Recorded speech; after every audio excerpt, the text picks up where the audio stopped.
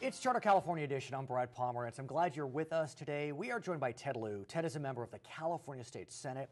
And, sir, you have 2 children in public school, and you represent lots of children as well. And so I want to talk to you about education funding. As we know, Proposition 30 passed in November. Right. Gives more funding to schools, K-12, K-14, UC, CSU.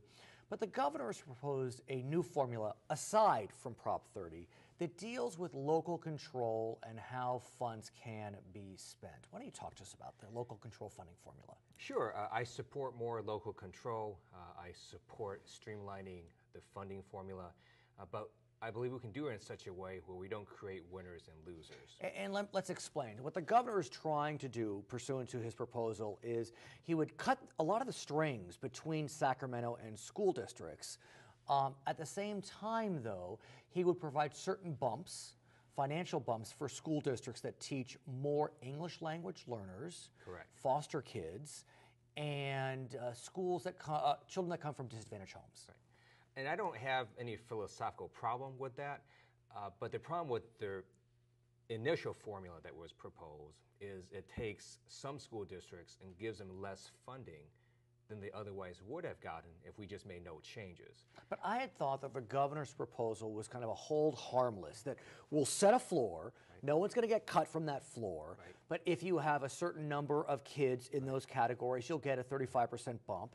If your entire district hits a 50% threshold of kids in those categories, you'll get another bump. Right. That's what I was told, okay, and the problem is the floor is too low. So there are some districts, again, that actually get less funding than they otherwise would have gotten if we just made no changes. So I'll give you an example. Torrance Unified School District. In your district? In my district, Torrance is the 5th largest city in LA County, 83 languages spoken in that district. It will get $2.4 million less next year under the initial proposal than if we just made no changes to school funding formula.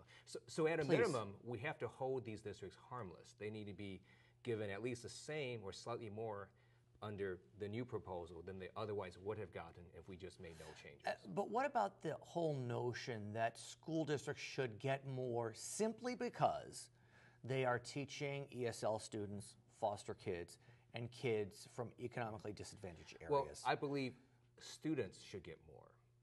But the way it's structured, for example, is one of their grants is this arbitrary grant where if your school district hits 50% English language learners, for example, you'll get a pretty significant bump in funding. That's true.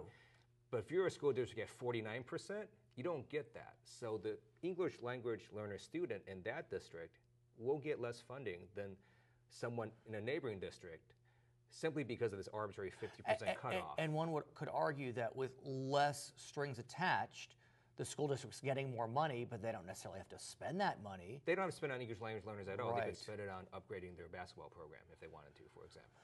And what about the notion that while there's no doubt that English language learners, kids from disadvantaged areas may need support, gifted students arguably need support. A bored gifted student is a troublemaker. That is absolutely correct. And I think it's better, again, to look at funding in terms of per student rather than per district, because you'll have districts where they have very good schools and schools are not doing very well. But if that district doesn't hit a certain percentage, they don't get the supplemental funding. Now, and to your question, there is no supplemental funding, again, for gifted students at all. And as I understand the proposal, it's 2 parts. There's a bump per student in the mentioned categories, but then it's that 50% threshold that could get you even an additional bump. That is correct. And that, to me, in addition to having constitutional problems, because I don't see how it's equal in terms of funding students, but it strikes me as rather arbitrary to just set a 50% number. So it's a proposal at this stage. And it is. So where do we stand? So it'll go through both budget subcommittees and policy committees, and my hope is that the proposal gets altered so at least all districts rise. A system where you have winners and losers is not defensible.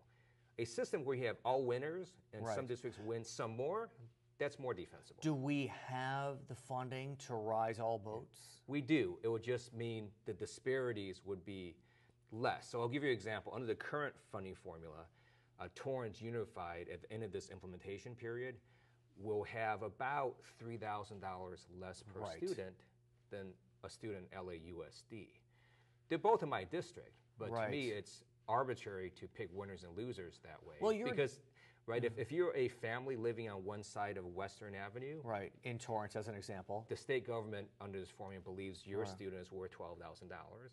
If you're on the other side of Western Avenue, the state government believes your student's worth $9,000 something. So you're part of the majority party. The governor is a Democrat.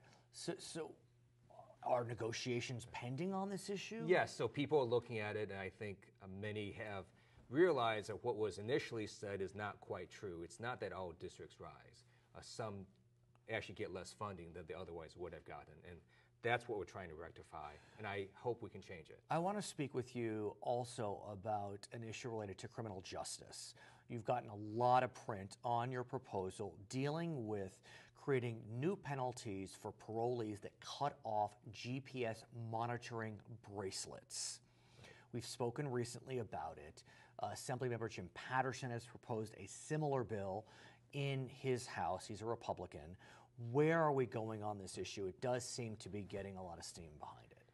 Sure, so let me set some background Please. information.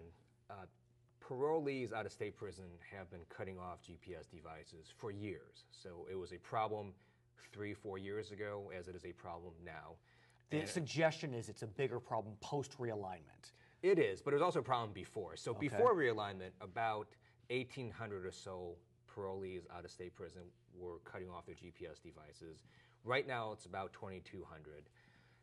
And keep in mind, virtually all these parolees are sex offenders. Why? Because that's what the law requires under Jessica's law. I understand. Virtually all the parolees who have to wear GPS ankle bracelets are sex offenders. A small portion are hardcore gang members. And what about counties using GPS as a device to decrease their overcrowding? Right, so this is what is, I think, very important about this issue. I believe in GPS monitoring because it does reduce costs and it also reduces crime. But the system cannot work if people are cutting them off. And so what you want to do, sir, is? I want to increase penalties on people who cut off their GPS ankle bracelets. Under current law, it's not considered a crime if you cut off your ankle bracelet. It's merely viewed as a technical parole violation. You only go to county jail for up to 6 months. Many counties are overcrowded, so they don't even book you, or if they do, it's just for a few days. And that's not a deterrent that people view as very strong.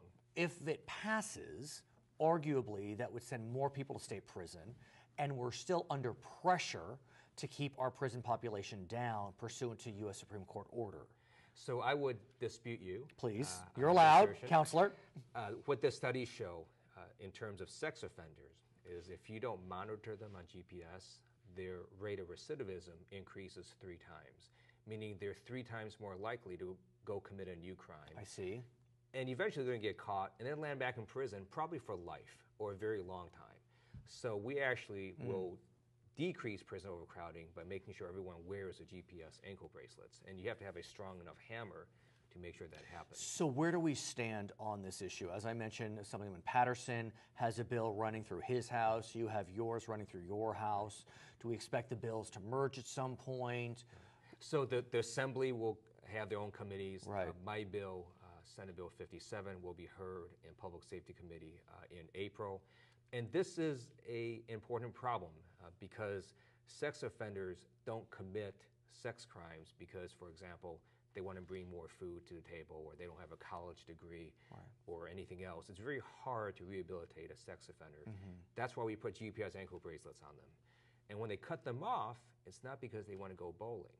It's because they want to go and To the commit more restricted crimes and areas. have opportunities to commit more crimes. Right. Okay, Ted Lieu, I want to thank you so much for joining us. Our guest has been Ted Lieu. He is a member of the California State Senate representing significant portions of Los Angeles County. My name is Brad Pomerantz. This is California Edition.